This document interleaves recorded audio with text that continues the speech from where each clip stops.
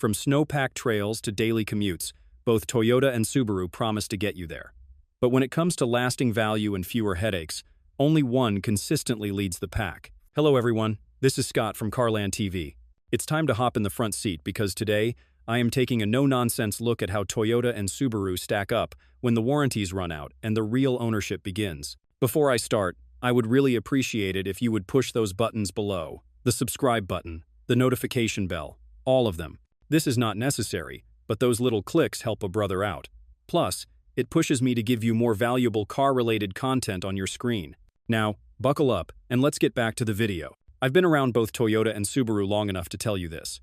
People don't just buy these cars, they swear by them. But they swear for very different reasons. Toyota has built its reputation on consistency. You buy a Camry, Corolla, or Tacoma, and you're banking on it starting every day for the next 15 years. Subaru, on the other hand, earned its following in snow country and mountain towns. It's the car you see in ski resort parking lots, usually muddy, with a Thule box up top. And yeah, owners love them like family. Now, if you're talking pure reliability, Toyota's got the hardware. They top the charts from Consumer Reports, J.D. Power, and RepairPal year after year. In 2024, Toyota ranked third overall for brand reliability. Meanwhile, Subaru sat around mid-pack, which is not bad, but not exceptional either. According to RepairPal, Toyota earns a 4 out of 5, while Subaru clocks in at 3.5. That difference may not sound huge, but over 8 to 10 years of ownership, it adds up. Still, context matters. Subaru builds for a different kind of drive, one who prioritizes all-wheel drive and winter grip. That hardware comes with complexity, and sometimes, complexity means more to maintain. Does it make a bad car? No. For me, that's just a different philosophy from the two car brands. Let's move from the big picture down to what's under the hood. Because if we're talking reliability, the engine and transmission are where things either earn your trust or drain your wallet. Now, when I look at a Toyota engine, I know what I'm dealing with. They've stuck to naturally aspirated 4 cylinders and V6s for years, and that's intentional. Fewer turbos, fewer direct injection-only setups, and more proven blocks. The 2.5-liter 4-cylinder A25 AFKS engine you'll find in the Camry and RAV4? That thing has been dialed in since the mid-2010s. It runs clean, burns little oil, and doesn't ask much of you. Their 3.5-liter V6 2GR FKS unit is even better. I've seen these motors run past 300,000 miles with nothing but oil changes, air filters, and coolant flushes. Now, Subaru's boxer engines are a whole different story. I respect what they're doing with that flat layout, a lower center of gravity, and a better handling feel, but it comes at a cost. Older EJ series engines, like what you'd find in pre-2015 Outbacks and Foresters, were notorious for head gasket failures. Even their newer FB series isn't immune to issues like oil consumption and carbon buildup. Subaru has worked hard to improve those problems, and post-2020 models are much more refined, but they still don't run as clean or as long as a typical Toyota block. Then we've got transmissions. Toyota's 8-speed automatics and older 6-speeds are stout. Subaru, on the other hand, leans hard on CVTs. While they've made big improvements, especially with the Lineartronic CVT, those units still wear out faster and cost more to repair or replace. I've seen plenty of Subarus with premature CVT issues before the 120,000-mile mark. So if you're looking for simple, durable, and low stress, Toyota's engine and transmission setups should be the safer pick. But if you value traction and engineering flair, Subaru still holds appeal. Now, if there's one place Subaru stakes its whole identity, it's right here. The traction generated by its full-time all-wheel drive. Every mainstream Subaru except the BRZ comes with all-wheel drive as a standard spec, and I'll give it to them. They've refined the system over decades. Whether you're in a Forester, Outback, or Crosstrek, the car grips like it was born in a snowstorm. You don't have to mess with buttons or drive modes. It's always on, always active, and feels planted even when the road's a sheet of black ice. Toyota, on the other hand, doesn't offer full-time all-wheel drive across the board. In models like the RAV4, Highlander, or Camry all-wheel drive, you're working with on-demand all-wheel drive. That means it runs in front-wheel drive until the system senses slip, then routes power to the rear. Now, for most folks, especially in urban areas or mild climates, that's plenty. Less complexity, better gas mileage, and fewer moving parts to service down the road. But it won't match Subaru's symmetrical system when things get slick or steep. That said, Subaru's setup isn't perfect. More moving parts mean more wear. And I've seen older Subis with center differential issues or binding in the driveline that can cost serious coin to fix. Toyota's simpler system is obviously not sophisticated, but it tends to outlast the vehicle in most cases. If your life includes snow-packed roads, gravel switchbacks, or seasonal mud, Subaru's drivetrain is a huge asset.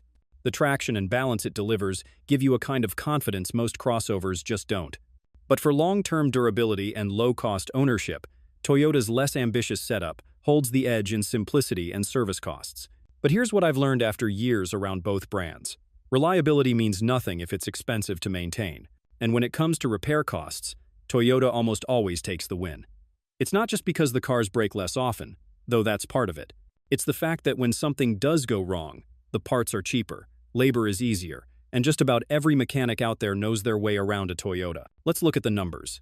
According to RepairPal, Toyota drivers pay an average of $441 per year in maintenance and repairs. Subaru jumps that to about $617 per year. It's not outrageous, but over 5 to 10 years of ownership, that difference starts to stack up, and those averages don't even tell the whole story. Toyota's engines and transmissions are generally more accessible. Oil changes, spark plugs, timing chains, they're all easier to get to. Subaru's boxer engines are packed tight. That layout, combined with the all-wheel drive system, means even basic jobs can take longer. More labor time equals more labor cost. And if you've got an older Subaru with a CVT that's acting up, be ready. Those replacements can cost anywhere from $3,500 to $6,000, depending on the model. Now, Subaru has improved a lot.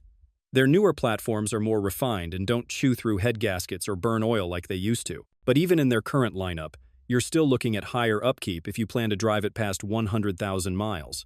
Bottom line is that Toyota gives you fewer surprises at the shop and fewer zeros on the invoice. You see, repair costs are only one part of the equation.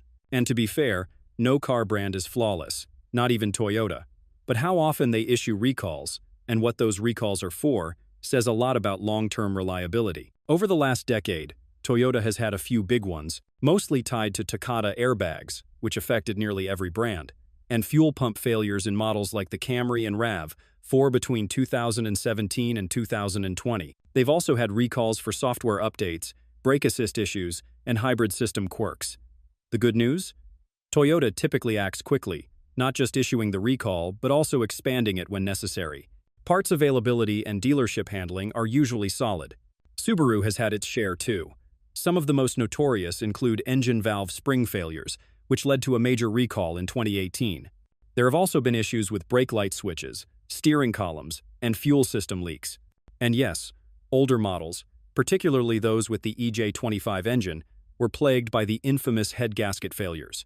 That issue has largely been resolved in newer models using the FB series engines, but early 2000s models still carry the stigma. And while Subaru's newer CVTs have improved, there are still reports of early failure in models between 2014 and 2019. What I've noticed personally is that Toyota's issues tend to be more manageable, be it software, components, or bolt-on systems. Subaru's problems, when they show up, are usually internal, which is usually deep in the engine or transmission, making them more expensive to fix. The way I see things, Toyota's recalls usually don't put you in the shop for long. Subaru's can, especially if they're drivetrain related. But in fairness, both companies have stepped up in recent years with stronger quality control and transparency. So after working on, driving, and researching both brands over the years, I'll say this: Toyota is the more reliable car brand, hands down. That's not a dig at Subaru. They build capable, practical cars that fit a specific lifestyle.